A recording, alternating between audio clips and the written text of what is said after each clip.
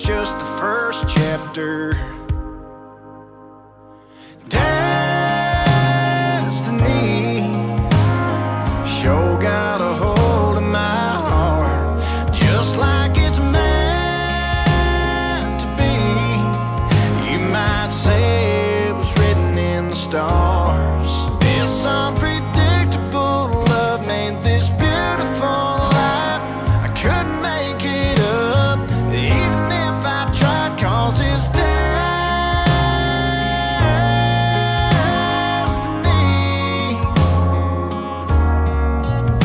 As the storm clouds of war are brewing, the horizon of history we watch.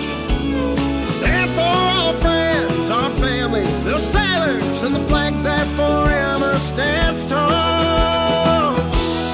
Ready, all together, 1, 2, 3. So we'll stand together and weather through the threats both near and far.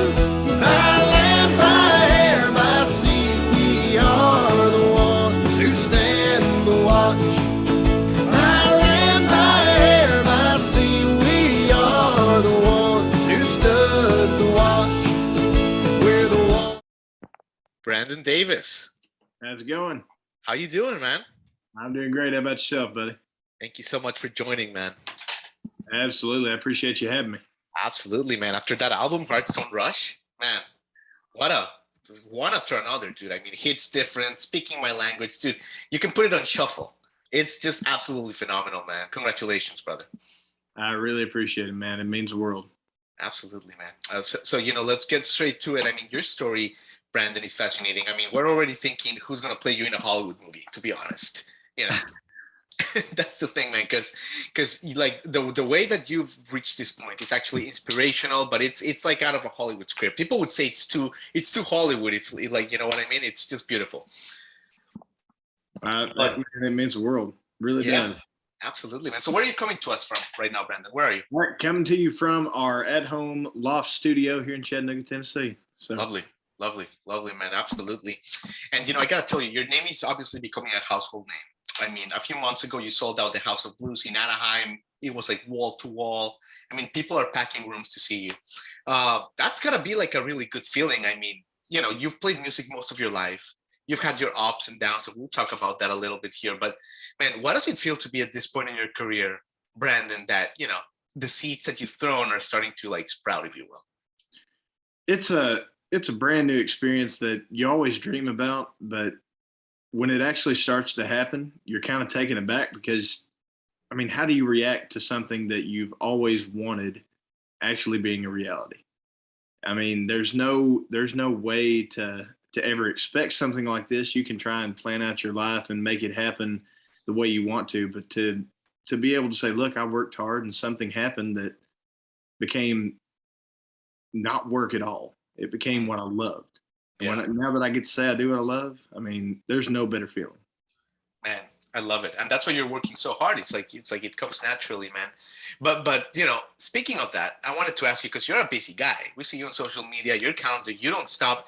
But you're a father of 4. You're a beautiful husband. You have all these hats. How do you do it? Like how are you keeping, like, do you sleep? Like how do you keep your like schedule balanced here? We sleep when we can, but now the good thing about it is music is intertwined with the family, the same as the family is intertwined with the music. I've got kids who love it. My daughter's already trying to write songs, and my youngest son, he knows the words to all of them. Yeah. We try to travel with them as much as possible, but it's become just a expression of daily life to where it's not as hard to work at it when you just get to live it. Right. And that's capturing these moments that bring the music out. It's, having these times where you get to sit down with other folks and write these songs. And luckily the kids do have a few hours a day that they get to go to school. So it makes the time not be so compressed, and you're able to focus on what you need to while everybody's got their own thing going on. And then family comes together at night. You get to have all your moments at dinner and really bring it back in. So it's been a good balance just because we're all in it. Yeah, absolutely, Brandon. And was part of that, like, maybe like your dad, Rick Davis, he was a musician, and when you were growing up, he was around you. Of course, I mean, he opened in the '80s. He had a bunch of hits. He opened for Gus Brooks. Also, was this part of like your memory bank that you're trying to replicate? You know what I mean? Like you were like around him, and he was like touring around and playing with the guitar. Is this kind of where it comes from? It is. I mean, there's a lot that my dad passed down to me, not only just the music, but I mean, a lot of good life values and morals. And I'm trying to instill the same in my kids because I watched what my dad did, which a lot of his music was when I was growing up. It was, making ends meet too. It was, Yeah. maybe the day job wasn't everything that it needed to be, and music was the way we could get baseball paid for that summer. It was the way that we could keep enough extra cash in case the washer and dryer went out, or make the bills make sense come the end of the month. Yeah. And watching how hard he worked every day and then still pushed for music to be able to help out in any other way that he could, it just kind of drove me to make sure that I always put my effort into everything I've got, whether it be, the job I had before and putting forth all my work just to provide, or now being able to put it all into the music and provide in that way. And not only provide for us, but provide for everyone else, provide a means for people to now connect with us and connect with this music. Yeah, yeah, and that's kind of like the beautiful light that you're doing. But before I ask you about February of 2019, and I'm sorry that you probably get asked this every day, but I do want to ask you about your job as a design engineer. Before that, you were providing for your family. It's a good job. Obviously, you're a very smart guy. You got to be smart to do that. But was there a part of you, Brandon, that man, like I mean, for a lack of a better way of saying it, that was kind of unfulfilled, even though you were providing, even though you had a really solid job there, just because you were not kind of like following that calling that now you're like so free and like you're beaming with light. Was part of you unfulfilled when you were like a design engineer? Is the question. I will say so, just because you always have these dreams when you're a kid of what you want to be when you grow up. And for me, I had two big ones, and then one that came in third place just in case the first two didn't work out. The two big ones were either be an MLB baseball player Yeah. or be able to make it singing country music. Well, being an MLB baseball player doesn't do well when your shoulder ain't quite right, and that fell to the wayside. Music was there, but no one knows right out the gate how to get into it, and I certainly didn't at the time. But being an engineer, going to school, that was a guarantee. I could work hard and go through school to earn a degree to be able to do Sure. that. Sure. And as much as I loved what I did, I enjoyed the fact that I had a stable job and I was able to bring home that constant check. Absolutely, man. At the end of the day, it wasn't my passion. It's not what Right. it's not what drove me. And Right. now I'm able to say that's exactly what I have. I have a passion for the music. I have a passion for writing it and for connecting with the fans, and it does drive me. Yeah. No, and that's why you do it so well. And like I say, man, like I mean, my audio audience won't see it, but my video audience is gonna see, man. You're just like a free man. Your physiology, your muscles. It's beautiful to see, man. I Um, appreciate it. but let me ask you, and again, apologies. I know you talk about this every interview, man. But for my audience, just take me to February 19th of 2019. Just I mean, you go to the gym. You're going to work. Man, what happened? What happened? It was they say wrecks that are worse off usually happen closest to home, and it's kind of true. I was on my way to go to work after working out that morning, sitting at a red light, got the green arrow to go, started taking off, and next thing I know, I'm hit head on by a distracted driver coming down the hill. Uh, it definitely kind of threw me for a loop. I woke up, didn't know what had happened. The car's engine sitting in my lap. And I get out thinking I'm fine, realize when the shock and everything wears off, I'm not. I'm collapsing. I, can't hardly stand up. I'm trying to figure out exactly what's going on, what's about to happen, who's trying to get around me. And they end up calling an ambulance. The ambulance takes me off to Erlanger. We end up having to have emergency surgery to keep me from going septic. And when I woke up, I couldn't wrap my head around it all. Yeah. I couldn't figure out why any of it had happened, why the wreck had happened, why I had to go through what I did with the surgery at the hospital. And I just remember I kept looking over at Destiny saying, I don't understand why. Like, why me? Like, I'm not trying to wish it on anybody else, but why did it have to happen to me? Yeah. He said, you don't understand it now, but one day you're going to. And I can't guarantee it's going to be tomorrow or, anytime soon, but one day you're going to realize exactly why this happened. Destiny said that? Yes. Destiny's your wife, by the way. But you see, boys and girls, you like that's the kind of partner that you want to be in.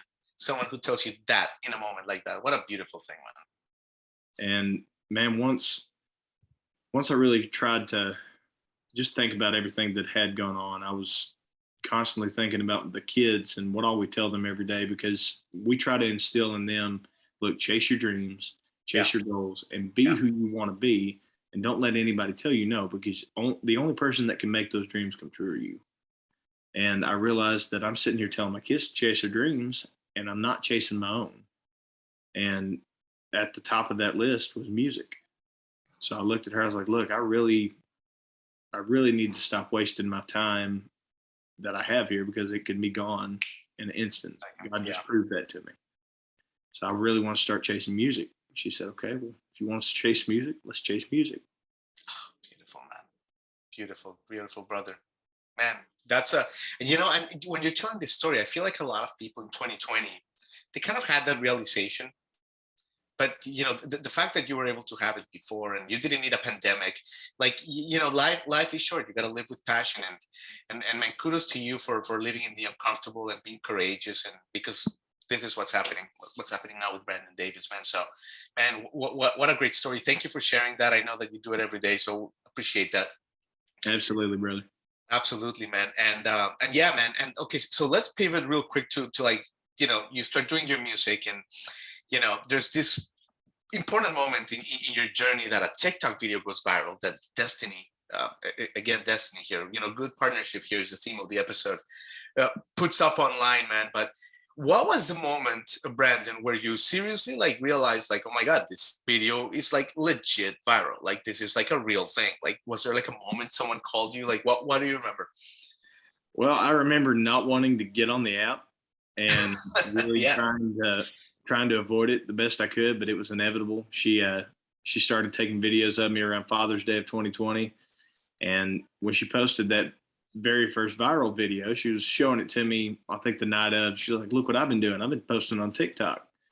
And I was like, oh, wow, that's got like 1,600 views. She's like, yeah, it's pretty cool. I was like, yeah, it is pretty cool. So the next morning I got up, I was like, you know what? Give me the login info. I want to log in and just see what this app's all about. And I got on there and started taking a look. And a couple hours into my workday, I sent her a text. I was like, have you seen the video? She goes, what video? I was like, our video. I was like, it's got like 20,000 views. She said, that's awesome. I was like, yeah, it's incredible. And all of a sudden it just blew up. It went from being at 20,000 that by the end of the day, it was well over 1 million. It's insane. And I think now it's at like 13 million or something after all this time. And when it really took off and we started seeing the followers pour in, a few weeks went by and we had already had, I think, 300,000 people that started following us. Man. And it blew my mind.